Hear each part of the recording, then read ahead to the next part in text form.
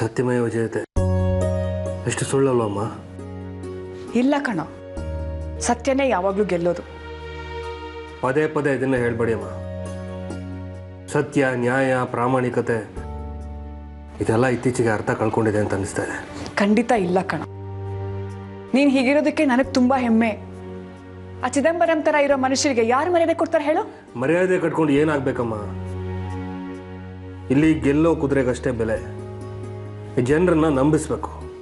ಅವ್ರು ನಂಬಿದ ಮೇಲೆ ಸತ್ಯನ ಸುಳ್ಳು ಮಾಡ್ಬೋದು, ಸುಳ್ಳನ್ನು ಸತ್ಯ ಮಾಡ್ಬೋದು. ಸಾಕಾಗ್ಬಿಟ್ಟಿದೆಯಮ್ಮ. MLA ಸ್ಥಾನಕ್ಕೆ ರಾಜೀನಾಮೆ ಕೊಟ್ಟು ಎಲ್ಲಾದ್ರೂ ಹೋಗ್ಬಿಡ್ತೀನಮ್ಮ. ಸ್ವಲ್ಪ ದಿನ ಸುಮ್ಮನೆ ಇರೋ, ಎಲ್ಲ ಸರಿ ಹೋಗುತ್ತೆ. ಸಾಕ್ಷಿ ಆರ್ತಿ ಜೊತೆ ಅವ್ರ ಮನೇಲಿ ಇದ್ದು ಬಂದರೆ ಅವಳ ಮನಸ್ಸು ಸ್ವಲ್ಪ ತಿಳಿ ಆಗುತ್ತೆ. ಕೆಲವೊಂದು ಸಮಸ್ಯೆಗಳನ್ನ ಹಾಗೆ ಬಿಟ್ಟರೆ ಎಲ್ಲ ತಾನಾಗೆ ಸರಿ ಹೋಗುತ್ತೆ ಸೂರ್ಯ. ಹಾಗಂತ ನನಗೆ ನೆಮ್ಮದಿಯಾಗಿರೋಕ್ಕಾಗಲ್ಲಮ್ಮ. ಈ ಲೋಫರ್ ರಂಜಿತ್ ಆರ್ತಿ ಅವ್ರ ಮನೆಗೆ ಹೋಗಿ ಅಲ್ಲಿ ಸಾಕ್ಷಿ ಮನಸ್ಸನ್ನು ಕೆಡಿಸಿ ಅವಳನ್ನ ಕರ್ಕೊಂಡು ಹೋಗ್ಬಿಡ್ತಾನೇನೋ ಅಂತ ಭಯ ಆಗ್ತಾ ಇದೆ. ಹಾಗೆಲ್ಲ ಏನೂ ಆಗಲ್ಲ ಕಣೋ. ಅಲ್ಲಿ ಆರ್ತಿ ಇದ್ದಾಳೆ ಸಾಕ್ಷಿ ಜೊತೆಗೆ. ಹೇಳಕ್ಕಾಗಲ್ಲಮ್ಮ. ಆ ರಂಜಿತ್ ಪ್ರಳಯ ಅಂತಕ ಏನಾದರೂ ಮಾಡಿ ಸಾಕ್ಷಿನ ತನ್ನ ಕಡೆ ಮಾಡ್ಕೋಬೇಕು ಅಂತ ಏನಾದರೂ ಪ್ಲಾನ್ ಮಾಡ್ತಾನೆ ಇರ್ತಾನೆ.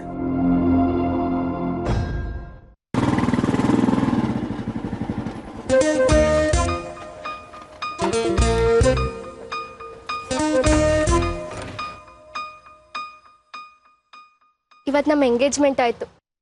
ನಾನು ಇವತ್ತು ಎಷ್ಟು ಖುಷಿಯಾಗಿರ್ತೀನಿ ಅಂತ ಅನ್ಕೊಂಡಿದ್ದೆ. ಆದ್ರೆ ಇದೇನ ಆರ್ಯ, ಎಲ್ಲ ಗಲಾಟೆನ್ ಮುಗೀತಲ್ಲ. ಸದ್ಯ ಇಷ್ಟಕ್ಕೆ ಮುಗೀತಲ್ಲ ಅಂತ ಖುಷಿ ಪಡು. ರಂಜಿತ್ ಕೈ ಕಾಲು ಮುರಿಬೇಕಂತಿದ್ದೆ, ಇಷ್ಟು ಮಿಸ್ ಆಯ್ತು. ನೋಡು, ನೀನ್ ನನ್ನ ಮದ್ವೆ ಆಗ್ತಿದ್ಯಾ, ಮುಂಚಿನ ತರ ಕೋಪ ಮಾಡ್ಕೊಳ್ಳೋ ಹಾಗಿಲ್ಲ. ನಾನು ನಿನ್ನ ಮದ್ವೆ ಆಗ್ತಿದ್ದೀನಿ ಅಂತ ನನ್ನ ಸ್ವಭಾವನ ಚೇಂಜ್ ಮಾಡ್ಕೊಳಕ್ ಆಗಲ್ಲ ಅನುಷಾ. ಇಷ್ಟ ಇದ್ರೆ ಮದ್ವೆ ಆಗು, ಇಲ್ಲಾಂದ್ರೆ ಈಗ್ಲೇ ಇಷ್ಟ ಇಲ್ಲ ಅಂತ ಹೇಳ್ಬಿಡು.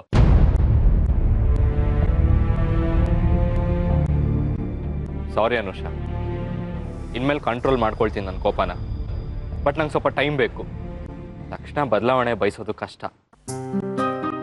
ಸರಿ, ನೀನು ಸೂರ್ಯ ಅಂಕಲ್ ಸೇರ್ಕೊಂಡು ರಂಜಿತ್ ಮೇಲೆ ಯಾಕೆ ಅಷ್ಟೊಂದು ಗಲಾಟೆ ಮಾಡಿದ್ರಿ? ಪಾಪ ಸಾಕ್ಷಿಗೆ ಎಷ್ಟು ಹರ್ಟ್ ಆಯ್ತು ಗೊತ್ತಾ? ಮತ್ತೆ ಆ ರಂಜಿತ್ ಅಂತ ಕಂತ್ರಿನ ಮದುವೆ ಆಗಿ ಜೀವನ ಪರ್ಯಂತ ಕಷ್ಟಪಡೋ ಬದಲು ಒಂದಿನ ಹರ್ಟ್ ಆಗೋದು ಎಷ್ಟೋ ಬೆಟರ್ ಅಲ್ವಾ? ರಂಜಿತ್ ಕೆಟ್ಟೋನು ಅಂತ ಗೊತ್ತಿದ್ರು ಅವನ ಜೊತೆ ಯಾಕೆ ಫಿಕ್ಸ್ ಮಾಡಿದ್ರಿ ಎಂಗೇಜ್ಮೆಂಟ್ನ? ಎಂಗೇಜ್ಮೆಂಟ್ ಮುಂಚೆನೆ ಇದೆಲ್ಲ ಮಾತಾಡ್ಕೊಂಡಿದ್ರೆ ಎಲ್ಲಾರ ಮುಂದೆ ಜಗಳ ಆಡೋದು ತಪ್ಪಿಸ್ಬೋದಿತ್ತಲ್ವಾ? ನಾನು ಹಾಗೆ ಅನ್ಕೊಂಡಿದ್ದೆ. ಆ ಚಿದಂಬರಮೇ ರಂಜಿತ್ ತಂದೆ ಅಂತ ಪ್ರೂವ್ ಮಾಡೋದಕ್ಕೆ ಚಾನ್ಸ್ ಸಿಕ್ಕಿದೆ ನಿನ್ನೆ. ನಾನು ನೀನು ಐಸ್ ಕ್ರೀಮ್ ತಿನ್ನಕ್ ಹೋಗಿದ್ವಲ್ಲ ಆಗ. ಸಾಕ್ಷಿ ಇನ್ನೂ ಅವ್ರನ್ನ ತುಂಬಾ ಹಚ್ಕೊಂಡಿದ್ದಾಳೆ. ನೀವ್ ಗಲಾಟೆ ಮಾಡಿದಕ್ಕೆ ತಲೆ ಗಾಯ ಮಾಡ್ಕೊಂಡಿದ್ದಾಳೆ. ಏನ್ ಮಾಡ್ತೀರಾ ಈಗ? ಹೇಗೆ ಒಪ್ಪಿಸ್ತೀರಾ ಅವಳನ್ನ? ಅದೇ ಗೊತ್ತಾಗ್ತಿಲ್ಲ ಅನುಷಾ. ರಂಜಿತ್ನೇ ಹೇಗಾದ್ರೂ ಕನ್ವಿನ್ಸ್ ಮಾಡಿ ಬ್ಯಾಕ್ಔಟ್ ಆಗೋ ತರ ಮಾಡ್ಬೇಕು. ಇಲ್ಲಾಂದ್ರೆ ಸಾಕ್ಷಿ ಕಣ್ಣಿಗೆ ಒಂದ್ ಕಾಣಿಸ್ದೇ ಇರೋ ತರ ನೋಡ್ಕೊಳ್ಬೇಕು. ನೀವೊಂದ್ ಕೆಲ್ಸ ಮಾಡಿ. ಇಬ್ರು ಈಗ ಬಂದ್ರಾ? ಐ ಆಮ್ ವೆರಿ ಸಾರಿ ಆರ್ಯ. ನಡೆದದ್ದನ್ನೆಲ್ಲ ನಿಮ್ಮ ಫಾದರ್ ಹೇಳಿದ್ರು, ಹೇಳಿ ತುಂಬಾ ಬೇಜಾರಾಯ್ತು. ಮುಂದೆ ಸಾಕ್ಷಿ ಮದುವೆ ಏನ್ ಮಾಡ್ಬೇಕು ಅಂತ ಇದ್ದೀರಾ? ಅದೇನೂ ಡಿಸೈಡ್ ಆಗಿಲ್ಲ ಸರ್. ಏನ್ ಮಾಡ್ಬೇಕು ಅಂತಾನೆ ಗೊತ್ತಾಗ್ತಿಲ್ಲ. ಆದ್ರೆ ಒಂದು ವಿಷಯನ ಇವತ್ತೇ ಹೇಳಿಬಿಡ್ತೀನಿ ಆರ್ಯ. ಸಾಕ್ಷಿ ಸಮಸ್ಯೆನ ಅದು ಹೇಗೆ ಸಾರ್ಟ್ ಔಟ್ ಮಾಡ್ತೀರಾ ಮಾಡಿ, ಅದು ನಿಮ್ಮ ಮನೆ ವಿಷಯ. ಆದ್ರೆ ಅದು ಸಾಲ್ವ್ ಆಗಿಲ್ಲ ಅಂತ ಯಾವುದೇ ಕಾರಣಕ್ಕೂ ನಿಮ್ಮ ಮದುವೆ ಪೋಸ್ಟ್ಪೋನ್ ಆಗಬಾರ್ದು. ಅದು ಇವತ್ತು ತೀರ್ಮಾನ ಆಗಿರೋ ಡೇಟ್ಗೆ ಆಗಬೇಕು. ಅರ್ಥ ಆಯ್ತಾ? ನಿಮ್ಮ ಮದುವೆ ನಿಶ್ಚಯ ಆಗಿರೋ ದಿನದಲ್ಲೇ ನಡಿಬೇಕು. ಅದು ನಡೀಲಿಲ್ಲ ಅಂದ್ರೆ ಅದೇ ದಿನ ಅನುಷಾ ಮದುವೆನ ನಾನು ಬೇರೆ ಹುಡುಗನ ಜೊತೆ ಮಾಡ್ತೀನಿ. ಖಂಡಿತ ನಿಮಗೋಸ್ಕರ ನಾನು ಕಾಯಲ್ಲ. ಅರ್ಥ ಆಯ್ತಾ?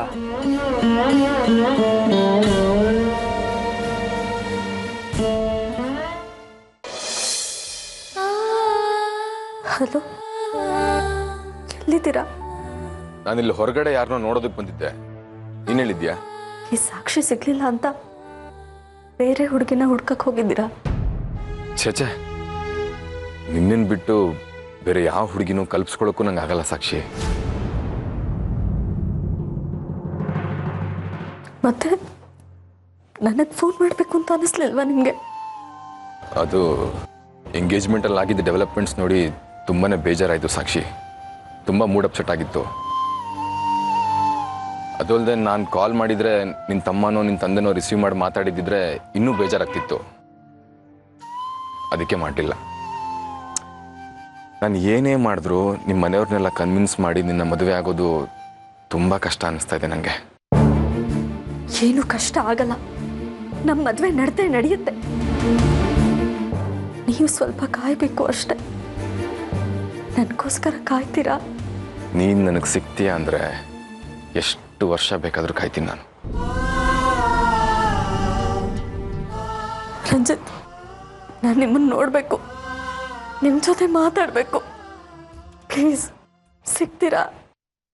ಆದರೆ ನಿಮ್ಮ ಮನೆಯವರು ನಿನ್ನ ಹೊರಗಡೆ ಹೋಗೋದಕ್ಕೆ ಬಿಡ್ತಾರಾ?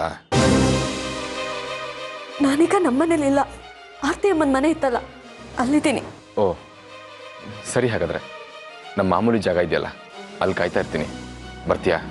ಓಕೆ, ಇನ್ನು 20 ಮಿನಿಟ್ಸಲ್ಲಿ ನಾನು ಅಲ್ಲಿರ್ತೀನಿ. ನಿನಗೋಸ್ಕರ ವೆಯ್ಟ್ ಮಾಡ್ತಿರ್ತೀನಿ. I love you Sakshi. Love you too. ಬಾಯ್.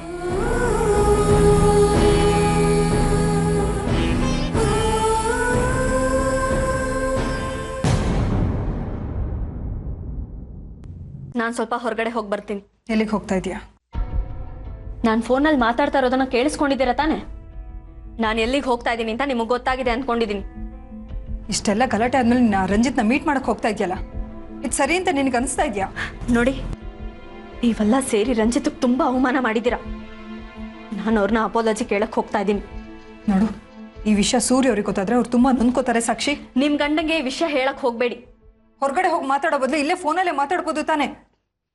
ಹೆದರ್ಕೋಬೇಡಿ, ನಾನೇನು ರಂಜಿತ್ ಜೊತೆ ಓಡ್ ಹೋಗ್ತಾ ಇಲ್ಲ, ವಾಪಸ್ ಮನೆಗೆ ಬರ್ತೀನಿ. ಹಾಗಲ್ಲ ಸಾಕ್ಷಿ, ನನ್ನ ಮಾತು ಕೇಳು. ನೋಡಿ, ಆ ಮನೇಲಿ ಇದ್ರೆ ರಿಸ್ಟ್ರಿಕ್ಟ್ ಮಾಡ್ತೀರಾ ಅಂತ ಈ ಮನೆಗೆ ಬಂದಿದ್ದೀನಿ. ಇಲ್ಲೂ ಅದನ್ನೇ ಮಾಡಿದ್ರೆ ಇಲ್ಲಿ ನಾನು ಹೊರಟು ಹೋಗ್ತೀನಿ ಅಷ್ಟೇ. ಸಾಕ್ಷಿ,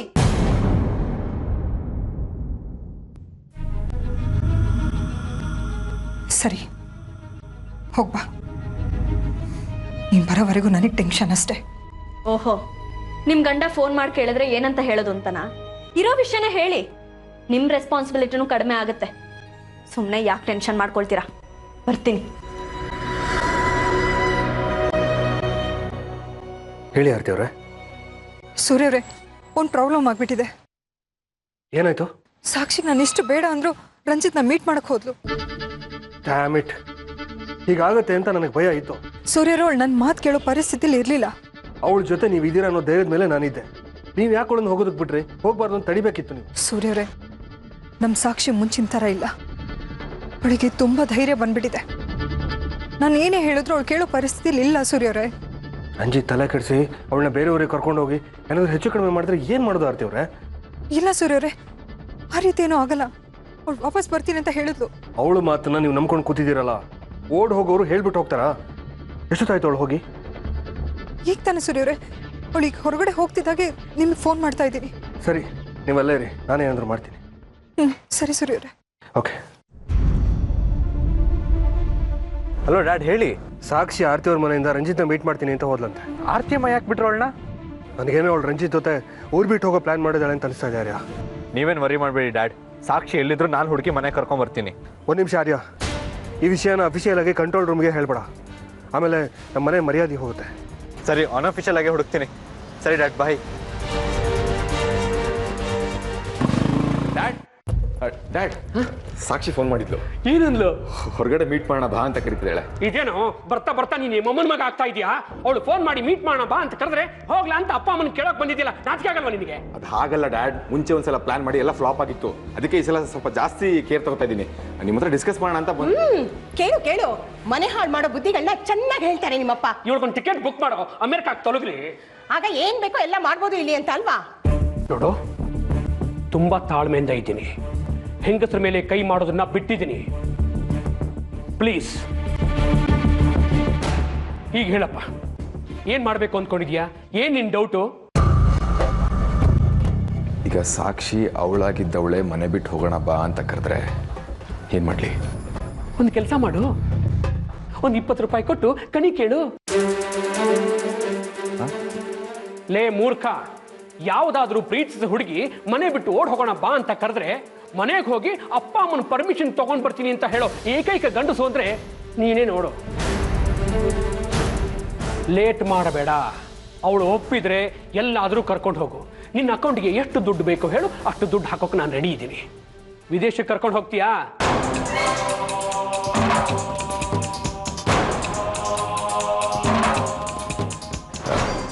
ಅಂದ್ರೆ ನಿಮ್ ಮಾತು ಕೇಳ್ಕೊಂಡು ಇವನ್ ಅವಳನ್ನ ಕರ್ಕೊಂಡು ಹೋಗ್ಲಿ, ಅವ್ರ ಅಪ್ಪ ಸೂರ್ಯ ಇವನ್ ಮೇಲೆ ಕಿಡ್ನಾಪ್ ಕೇಸ್ ಹಾಕ್ತಾರೆ. ನೋಡೋ, ಅದ್ರ ಬಗ್ಗೆ ನೀನೇನು ಹೆದರ್ಕೋಬೇಡ. ಅವನು ಖಂಡಿತ ಕಂಪ್ಲೇಂಟ್ ಕೊಡಲ್ಲ. ಅಕಸ್ಮಾತ್ ಕೊಟ್ರೆ ಅವನ ಮಾನ ಮರ್ಯಾದೆನೇ ಹೋಗುತ್ತೆ. ಹಾಗಾದರೆ ಸಾಕ್ಷಿ ಒಪ್ಪಿದ್ರೆ ಮದುವೆ ಆಗ್ಬಿಡ್ಲ? ಆಗ್ಬಿಡು ರಾಜ, ಮದುವೆ ಆಗು, ಹೊರದೇಶಕ್ಕೆ ಹೋಗು, finish the honeymoon. Sakshi pregnant ಅಂತ ಡಾಕ್ಟರ್ ರಿಪೋರ್ಟ್ನ ಸೂರ್ಯನಿಗೆ ಕಳಿಸು, ಖೇಲ್ ಖತಮ್. ಆದರೂ ಡ್ಯಾಡ್, ನೀವಿಲ್ದೆ ನನ್ನ ಮದುವೆ ಯಾಕೋ ಇಷ್ಟೊಂದು ಸೆಂಟಿಮೆಂಟ್ ಆಗ್ತಿದ್ಯಾ? ಇದು ನಿನಗೆ ಸೂಟ್ ಆಗಲ್ಲ ರಂಜಿತ್, ಬೇಡ. ಅದು ಹಾಗಲ್ಲ ಡ್ಯಾಡ್, ನನಗೆ ಅಂತ ಇರೋದು ನೀವಿಬ್ಬರೇ. ನಿಮಗೆ ನಾನೊಬ್ಬನೇ ಗಂಡು ಮಗ, ನೀವಿಲ್ಲದೆ ಮದುವೆ ಮಾಡ್ಕೋಬೇಕಲ್ಲ ಅಂತ ಬೇಜಾರಾಗ್ತಿದೆ ಅಷ್ಟೇ. ಲೇ, ತಕ್ಷಣಕ್ಕೆ ದೇವ್ರ ಮುಂದೆ ತಾಳಿ ಕಟ್ಬಿಡು, ಎಲ್ಲರೂ ಒಪ್ಕೊಂಡ್ಮೇಲೆ ಇನ್ನೊಂದು ರೌಂಡ್ ತಾಳಿ ಕಟ್ಟಿದ್ರಾಯ್ತು. ಟೈಮ್ ವೇಸ್ಟ್ ಮಾಡಬೇಡ, ತಕ್ಷಣ ಹೊರಡು. ಶೀಘ್ರಮೇವ ಕಲ್ಯಾಣ ಸಂತಾನ ಪ್ರಾಪ್ತಿರಸ್ತು. ಹೊರಡು. ಥ್ಯಾಂಕ್ಸ್ ಡ್ಯಾಡ್, ಬಾಯ್. ಒಳ್ಳೆ ಮಗ, ಆಲ್ ದ ಬೆಸ್ಟ್ ಕಣ.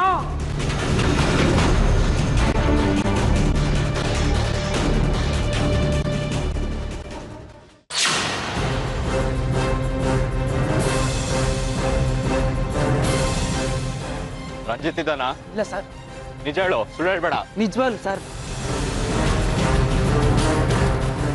ರಂಜಿತ್ ಯಾವ್ದಾರ ಹುಡುಗಿ ಜೊತೆ ಬಂದ್ರೆ ತಕ್ಷಣ ನಂಗೆ ಕಾಲ್ ಮಾಡಬೇಕು, ಇಲ್ಲಾಂದ್ರೆ ನಿನ್ನನ್ನು ಕರ್ಕೊಂಡೋಗಿ ಬೆಂಡ್ ಹಚ್ತೀನಿ. ಸರಿ ಸರ್.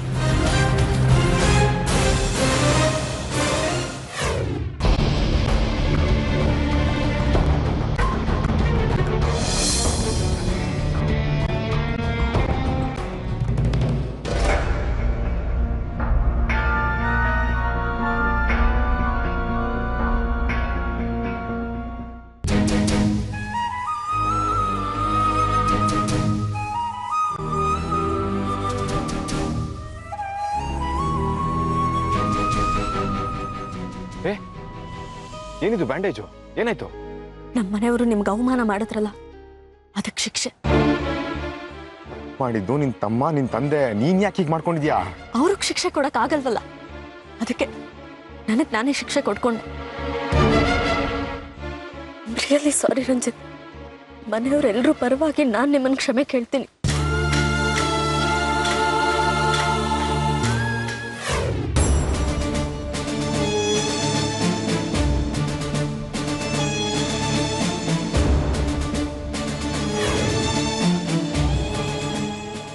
ಎಷ್ಟು ಒಳ್ಳೆ ಮನಸ್ಸಿದೆ ಸಾಕ್ಷಿ ನಿಮಗೆ.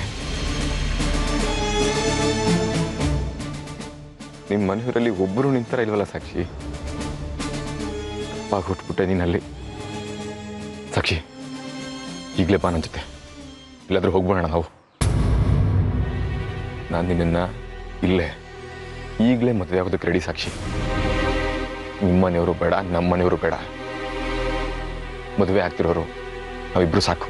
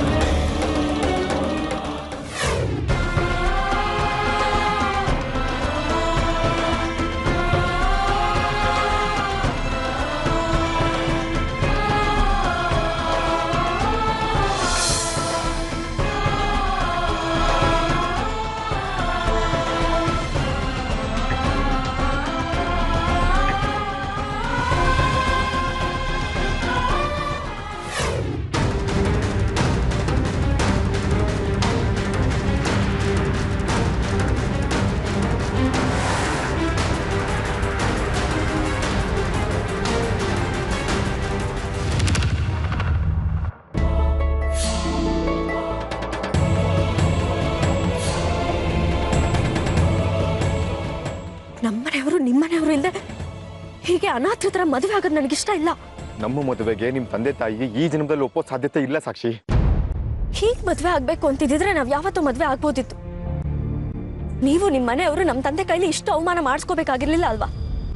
ಆದ್ರೆ ಸಾಕ್ಷಿ, ಇಲ್ಲ ರಂಜಿತ್, ನಾನು ಮನೆಯವ್ರಿಗೆ ಗೊತ್ತಾಗದೆ ಮದುವೆ ಆಗ್ಬೇಕು ಅಂತ ನನಗನ್ಸಿದ್ರೆ ನಾನೇ ನಿಮ್ಗೆ ಹೇಳ್ತೀನಿ. ನನ್ನ ತಂದೆ ನನ್ನನ್ನ ತುಂಬಾ ಪ್ರೀತಿಯಿಂದ ಸಾಕಿದ್ದಾರೆ, ನನ್ನ ಬಗ್ಗೆ ತುಂಬಾ ನಿರೀಕ್ಷೆ ಇಟ್ಕೊಂಡಿದ್ದಾರೆ. ಅವ್ರಿಗೆ ಗೊತ್ತಾಗದೆ ಮದುವೆ ಆದ್ರೆ ಮನ್ಸಕ್ಕೆ ತುಂಬಾ ನೋವಾಗತ್ತೆ. ನಿನ್ನ ತಂದೆ ಎಲ್ರಿಗೂ ಹರ್ಟ್ ಮಾಡ್ತಿದ್ದಾರೆ, ಅವ್ರ ಮಾತೆ ನಡಿಬೇಕು ಅಂತ ಹಠ ಮಾಡ್ತಿದ್ದಾರೆ. ಅಂಥದ್ರಲ್ಲಿ ನೀನು ಮಾತ್ರ ಈಗಲೂ ಅವ್ರಿಗೆ ಹರ್ಟ್ ಆಗಬಾರ್ದು ಅಂತ ಮಾತಾಡ್ತಿದ್ಯಲ್ಲ? ಇಲ್ಲ ರಂಜಿತ್, ನಿಮಗೆ ನನ್ನ ಡ್ಯಾಡಿ ಬಗ್ಗೆ ಸರಿಯಾಗಿ ಗೊತ್ತಿಲ್ಲ. He is a wonderful human being. ನನಗೆ ತುಂಬಾ ಒಳ್ಳೆ ಪೇರೆಂಟ್. ಇದುವರೆಗೂ ನನ್ನನ್ನು ಯಾವ ವಿಷಯದಲ್ಲೂ ತಡೆದಿಲ್ಲ. ಆದ್ರೆ ನಿಮ್ಮ ವಿಷಯದಲ್ಲಿ ಯಾಕೋ ನಿಮ್ಮ ಬಗ್ಗೆ ತುಂಬಾ ಮಿಸ್ಟೇಕ್ ಮಾಡ್ಕೊಂಡಿದ್ದಾರೆ. ಆದ್ರೆ ಇವತ್ತಲ್ಲ ನಾಳೆ ನನ್ನ ಮನಸ್ಸನ್ನ ಅರ್ಥ ಮಾಡ್ಕೊಂಡು ನಮ್ಮಿಬ್ಬರು ಮದ್ವೆಗೆ ಒಪ್ಪಿಗೆ ಕೊಟ್ಟೆ ಕೊಡ್ತಾರೆ. ಆ ನಂಬಿಕೆ ನನಗಿದೆ ರಂಜಿತ್. ಅದಕ್ಕೊಂದು ಟೈಮ್ ಫ್ರೇಮ್ ಬೇಡವಾ ಸಾಕ್ಷಿ? ನಿನ್ನ ತಂದೆ ಒಪ್ಪದ್ಮೇಲೆ ಮದುವೆ ಅಂತ ಕೂತ್ರೆ ಅವ್ರು ನಾಳೆ ಒಪ್ಪದೇ ಇರ್ಬೋದು. ಒಂದು ಕೆಲಸ ಮಾಡಿ ರಂಜಿತ್, ನೀವು ಬೇರೆ ಮದುವೆ ಆಗ್ಬಿಡಿ.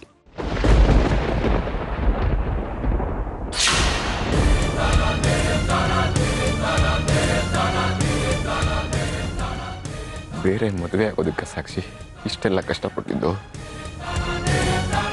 ನಿನ್ನ ತಂದೆ ನನಗೆ ನನ್ನ ತಾಯಿಗೆ ಮಾಡಿದ ಅವಮಾನಗಳನ್ನ ಸಹಿಸ್ಕೊಂಡಿದ್ದು ಇದಕ್ಕ? ನೀನ್ ಬೇಕು ಸಾಕ್ಷಿ. ನಿನ್ನ ಜಾಗದಲ್ಲಿ ಬೇರೆ ಹುಡುಗಿನ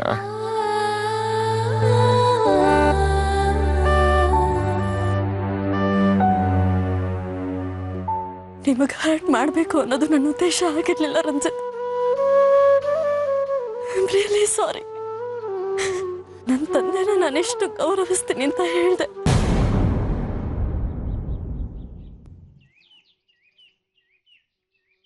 ನನ್ನ ಇವಾಗ ಏನ್ ಮಾಡುವಂತ್ಯಾ? ನನಗೋಸ್ಕರ ದಯವಿಟ್ಟು ವೇಟ್ ಮಾಡಿ.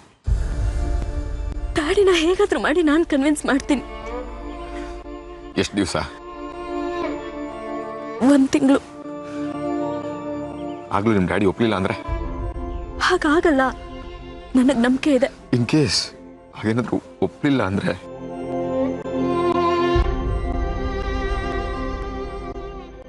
ಆಗ ನೀವೇನ್ ಹೇಳ್ತಿರೋ ಹಾಗೆ ಕೇಳ್ತೀನಿ.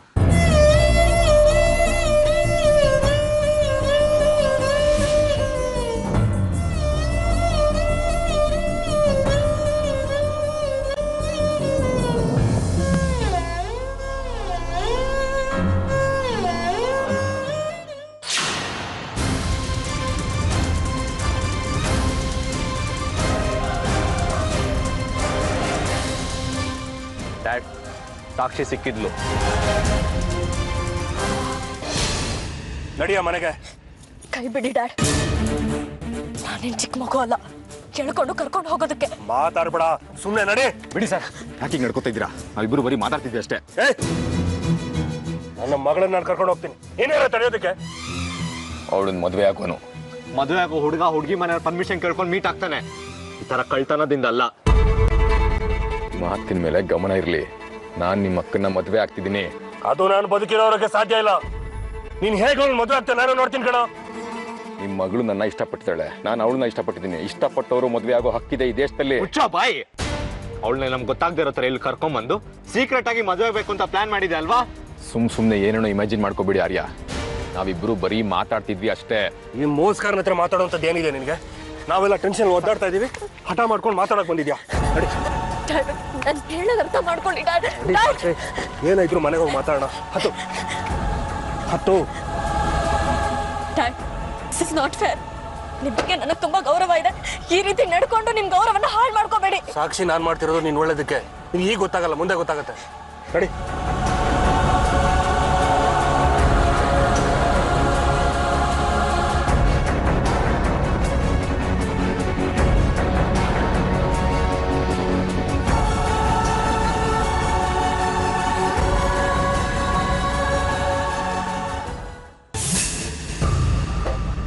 ಇದೇನೋ ಬರಿಗೈಲಿ ಬಂದಿದ್ಯಾ? ನೀನೇನೋ ಆ ಸೂರ್ಯನ ಮಗಳನ್ನ ಹಾರಿಸ್ಕೊಂಡು ಬರ್ತೀಯಾ ಅನ್ಕೊಂಡಿದ್ದೆ. ನಾನು ಹಾರಿಸ್ಕೊಂಡು ಬರೋಣ ಅಂತಾನೆ ಇದ್ದೆ. ಆದ್ರೆ ಅಷ್ಟರಲ್ಲಿ ಆ ಪೊಲೀಸ್ ತಾಯಿ ಆರ್ಯ ನನ್ನ ವಾಸನೆ ಹಿಡ್ಕೊಂಡಲ್ಲ ಬಂದಿದ್ದ. ಅವ್ನು ಸಾಲದು ಅಂತ ಸೂರ್ಯನು ಬಂದಿದ್ದ. ಇಬ್ರು ಸೇರಿ ಸಾಕ್ಷಿನ ಹೇಳ್ಕೊಂಡು ಹೋದ್ರು. ನೀವು ಸಾಕ್ಷಿನ ಮೀಟ್ ಮಾಡೋಕೆ ಬೇರೆ ಜಾಗ ಹೇಳೋದಲ್ವಾ ರಂಜಿತ್? ಅಷ್ಟು ಸುಲಭವಾಗಿ ಆರ್ಯ ಬರೋಂಥ ಜಾಗನ ಯಾಕೆ ಹೇಳಕ್ ಹೋದ್ರಿ? ನೀನು ಅವಳನ್ನ ಖಂಡಿತ ಕರ್ಕೊಂಡು ಬರ್ತೀಯಾ ಅನ್ಕೊಂಡು ಅಂಡಮಾನಿಗೆ ಫ್ಲೈಟ್ಸ್ ಬುಕ್ ಮಾಡಿದ್ದೆ, ಕಾಟೇಜ್ಗಳನ್ನ ಬುಕ್ ಮಾಡಿದ್ದೆ. ಎಲ್ಲ ವೇಸ್ಟ್ ಆಗೋಯ್ತಲ್ಲೋ. ಯಾಕೆ ವೇಸ್ಟ್ ಮಾಡ್ತೀರಾ? ನೀವು ಅರ್ಪಿತ ಹೋಗಿ ಬಂದ್ಬಿಡಿ. ನಿಮಗೆ ನಿಮ್ಮ ಮಗನಿಗಿಂತ ದುಡ್ಡೇ ಹೆಚ್ಚಾಯ್ತಲ್ವಾ? ಏನು ಸ್ವಾರ್ಥಿರಿ ನೀವು? ಪರವಾಗಿಲ್ವೇ? ನನ್ನ ಬಗ್ಗೆ ಚೆನ್ನಾಗೇ ತಿಳ್ಕೊಂಡಿದ್ಯಾ?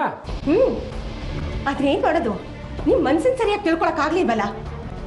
ತಿಳಿ ನೀರಲ್ಲಿ ಬಗ್ ನೋಡಿದ್ರೆ ಒಳಗಡೆ ಏನಿದೆ ಅಂತ ಗೊತ್ತಾಗತ್ತೆ. ಆದ್ರೆ ನಿಮ್ಮ ಮನಸ್ಸು ಬಗ್ಗಡ. ಎಷ್ಟು ನೋಡಿದ್ರು ಬರೀ ಕೊಳಕೆ. ನೀವಿಬ್ರು ಜಗಳ ಆಡೋದು ನಿಲ್ಲಿಸ್ತೀರಾ ಪ್ಲೀಸ್? ನಿಮ್ಮ ಮಗನ ಬಗ್ಗೆ ಯೋಚನೆ ಮಾಡಿ. ಇವತ್ತು ಸಾಕ್ಷಿನ ಕರ್ಕೊಂಡು ಬರಬೇಕಾಗಿತ್ತು, ಆದರೆ ಮಿಸ್ ಆಗೋಯ್ತು. ನೀನು ಈ ಮನೆ ಕಾಲಿಟ್ಗಳಿಗೆಯಿಂದಲೇ ಇದೆಲ್ಲ ಶುರು ಆಗಿರೋದು. ಧೂಮಕೇತು ತರ ಈ ಮನೆ ಕಾಲಿಟ್ಟಿದೀಯ ನೀನು. ನೀನಿಲ್ಲಿಂದ ತೊಲಗು, ಎಲ್ಲ ಸರಿ ಹೋಗುತ್ತೆ. ಆಯ್ ಮುಚ್ಚೆ. ಅರ್ಪಿತಾ ಇದ್ದಿದ್ರಿಂದಲೇ ಸೂರ್ಯನ ಮನೆ ಗುಟ್ಟೆಲ್ಲ ನಮಗೆ ತಿಳಿಯೋದಕ್ಕೆ ಸಾಧ್ಯ ಆಗಿದ್ದು. ಸುಮ್ಮನೆ ಬಾಯಿ ಮುಚ್ಕೊಂಡಿರು. ರಂಜಿತ್, ಇನ್ನಾದ್ರೂ ನಿಮ್ಮಪ್ಪನ ಮಾತನ್ನು ಕೇಳೋದನ್ನ ನಿಲ್ಸು. ನೀನು ನಿನ್ನ ಸ್ವಂತ ಬುದ್ಧಿಯಿಂದ ನಡ್ಕೊ. ಇರೋ ಸತ್ಯನ ಸೂರ್ಯ ಅವ್ರಿಗೆ ಹೇಳ್ಬಿಡೋ. ಈಗಲೇ ಅವರು ನನ್ನ ಕಂಡ್ರೆ ಉರ್ದು ಬೀಳ್ತಾರೆ. ಇನ್ನು ಸತ್ಯ ಹೇಳ್ಬಿಟ್ರೆ ನನ್ನ ಸಾಕ್ಷಿ ಮದುವೆ ಕತೆ ಮುಗೀತು. ಒಂದು ಹೇಳು, ಆ ಆರ್ಯ ಸೂರ್ಯ ಸಾಕ್ಷಿ ಎಳ್ಕೊಂಡು ಹೋಗ್ಬೇಕಾದ್ರೆ ಅವಳ ರಿಯಾಕ್ಷನ್ ಹೇಗಿತ್ತು? ಅವಳು ಅವ್ರಿಬ್ರ ಹತ್ರನೂ ಜಗಳ ಮಾಡಿದ್ಲು. ನನ್ನ ಜೊತೆನೇ ಇರ್ತೀನಿ ಅಂತ ಹೇಳಿದ್ಲು, ನನ್ನ ಬಿಟ್ಟು ಬರಲ್ಲ ಅಂತ ಹೇಳಿದ್ಲು, ನನ್ನೇ ಮದುವೆ ಆಗ್ತೀನಿ ಅಂತ ಹಠ ಮಾಡಿದ್ಲು. ಆದರೂ ಅವರು ಅವಳ ಮಾತು ಕೇಳದೆ ಹೇಳ್ಕೊಂಡು ಹೋದ್ರು. ಇನ್ನು ಅವಳನ್ನ ಹೌಸ್ ಅರೆಸ್ಟ್ ಮಾಡಿಬಿಡ್ತಾರೆ ಅಂತ ಅನ್ಸತ್ತೆ. ಫೋನ್ ಮಾಡೋದಕ್ಕೂ ಅವಕಾಶ ಇರಲ್ಲ, ಹೊರಗಡೆ ಅಂತೂ ಬಿಡೋದೇ ಇಲ್ಲ. ಹಾಗೇನಿಲ್ಲ ಡ್ಯಾಡ್. ಅವಳು ಕಾನ್ಫಿಡೆಂಟ್ ಆಗಿ ಒಂದು ಮಾತು ಹೇಳಿ ನನಗೆ, ಅವಳನ್ನ ಎಲ್ಲೇ ಬಚ್ಚಿಟ್ಟಿದ್ರು ನಾನು ಕರ್ಕೊಂಡು ಬರ್ತೀನಿ. ಆದರೆ ಇವಳು ಯಾವಾಗಲೂ ಅರ್ಧಂಬರ್ಧ, ನನ್ನ ಕಡೆ ಅರ್ಧ, ಅವ್ರ ಅಪ್ಪನ ಕಡೆ ಅರ್ಧ. ಇದು ಟೆನ್ಷನ್ ಮಾಡ್ಕೊಳ್ಳೋ ವಿಷಯ ಅಲ್ಲ ರಂಜಿತ್, ಸೆಲೆಬ್ರೇಟ್ ಮಾಡೋ ವಿಷಯ. ಅಂದರೆ